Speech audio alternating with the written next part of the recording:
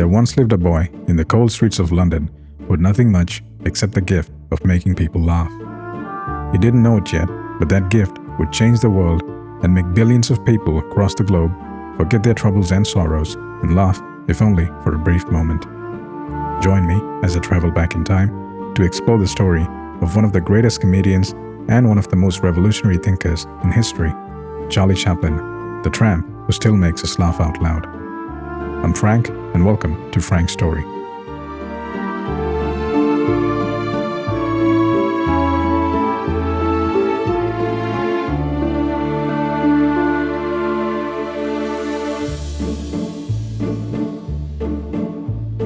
London was a sprawling city of contrasts in the late 1900s.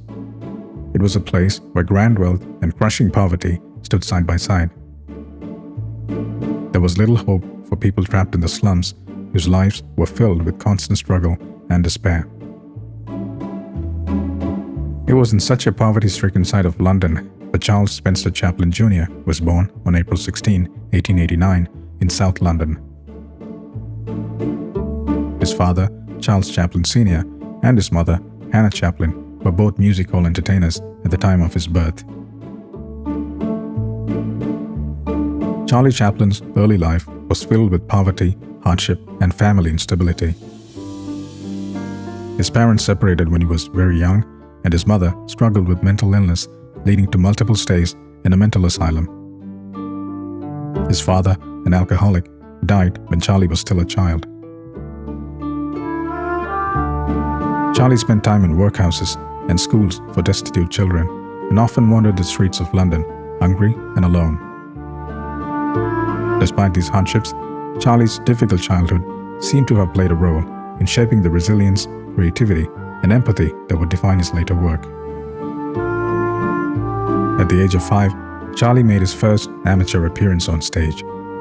He was instantly drawn to it and soon realized that he had a natural talent for making people laugh. By the age of 13, Charlie Chaplin had left school to support himself with various jobs while chasing his acting ambitions. At 14, he landed his first role as a newsboy in a London play, receiving widespread praise despite the show's short run. He then toured extensively, performing in the nationwide production of Sherlock Holmes, where he played Billy the page boy. Once again, his performance stood out and was very well received across the country. Charlie Chaplin's growing reputation eventually caught the eye of Fred Karno, a major figure in British comedy. Charlie joined Karno's touring troupe and in 1910 set sail for America as part of their vaudeville troupe, which, at the time, also included another yet-to-be famous comic legend, Stan Laurel, of the famous comedy duo Laurel and Hardy.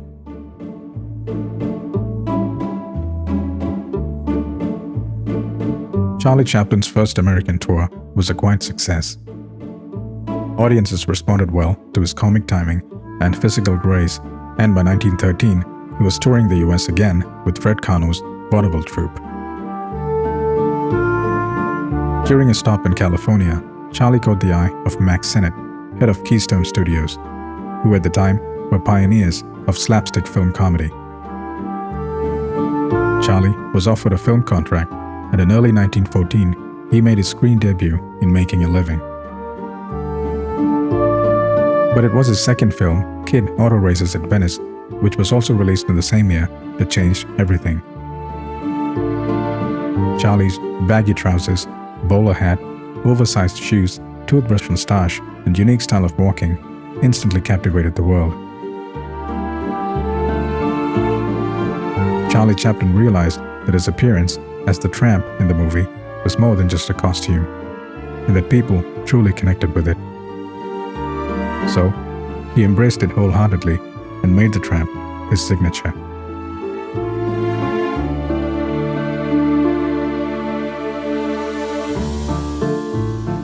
Over the next few years, Charlie started to gain more and more fame and admiration. He moved from Keystone Studios to S&A, then to Mutual Film Corporation. Each move gave him more creative freedom and control. Because his films were silent, he had to rely on visual comedy, a limitation that turned out to be a blessing in disguise. People from all parts of the world who couldn't speak a word of English could laugh and cry with him, as his silent films spoke the universal language of comedy and emotion. He went on to star on landmark feature films such as The Kid in 1921, The Gold Rush in 1925, and The Circus in 1928, all of which were critically acclaimed and greatly successful.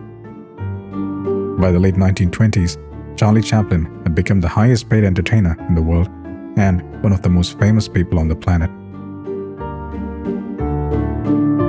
In 1931, Charlie Chaplin released City Lights, which was a unique blend of humor and emotion. The film quickly transcended language and cultural barriers, and people from all over the world laughed, cried, and connected deeply with Charlie's character. And they still do today. City Lights is still widely regarded as one of the greatest films of all time, and is also known to be Charlie Chaplin's personal favorite. The film solidified the tramp as an enduring global icon. Following the success of City Lights, Charlie Chaplin went on to make Modern Times, which, while a financial success, also marked the beginning of controversies for the tramp, as many reviewers criticized the film for its political undertones and social commentary. It was also his final silent film. In the year 1940, Charlie Chaplin released The Great Dictator. People who thought Modern Times was controversial were in for a real shock. And this time, Charlie spoke. He spoke loud and clear in his first full-on talkie. The film was both daring and controversial, and it satirized Adolf Hitler at a time when the United States was still officially neutral in the war. The speech at the end of the film remains one of the most powerful moments in cinema history, and Charlie Chaplin was no longer just a beloved clown. He had also become one of the greatest thinkers of his time, though not everyone approved of his social commentary.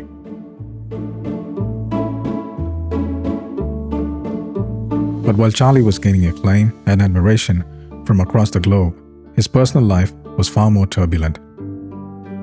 He was married 4 times, faced multiple paternity and divorce battles, and often found himself entangled in legal disputes that made headlines just as loudly as his films. It all came to a head in 1952, when during the height of the McCarthy era, Charlie Chaplin was effectively exiled from the United States. He was accused of holding communist sympathies and was denied re-entry while traveling to England, forcing him to settle permanently in Switzerland. But that didn't stop Charlie. He continued to do what he had always loved, making films and entertaining audiences, even from his new home in Switzerland. He made movies such as A King in New York in 1957 and A Countess from Hong Kong in 1967, though they did not receive the financial success or critical acclaim of his earlier masterpieces. In his final years, Charlie Chaplin lived a quieter life with his then-wife, Una O'Neill, and their family in Switzerland. Though his health began to decline, he continued to be recognized for his immense contributions to cinema. In 1972, 2 decades after being barred from the United States, he made an emotional return to receive an honorary Academy Award. He was greeted with a standing ovation that lasted over 10 minutes, one of the longest in Oscar history.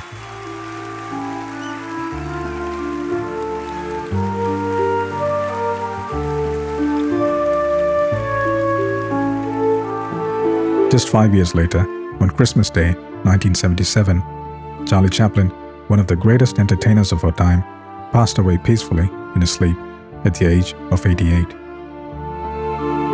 The whole world mourned the loss of a timeless comic genius, with tributes pouring in from people from all walks of life, including heads of state and fellow artists.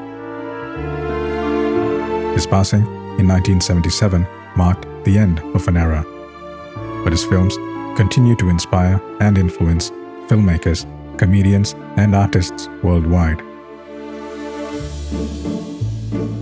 Today, Charlie Chaplin is still celebrated as an immortal icon and a universal symbol of laughter and creativity. He truly did rise above the barriers of nations, cultures, and generations, and continues to make us all laugh, cry, and connect, no matter who we are or where we live. That was the story of Charlie Chaplin. Thank you for watching, and don't forget to subscribe. I'm Frank, and do join me in the next story. Goodbye for now.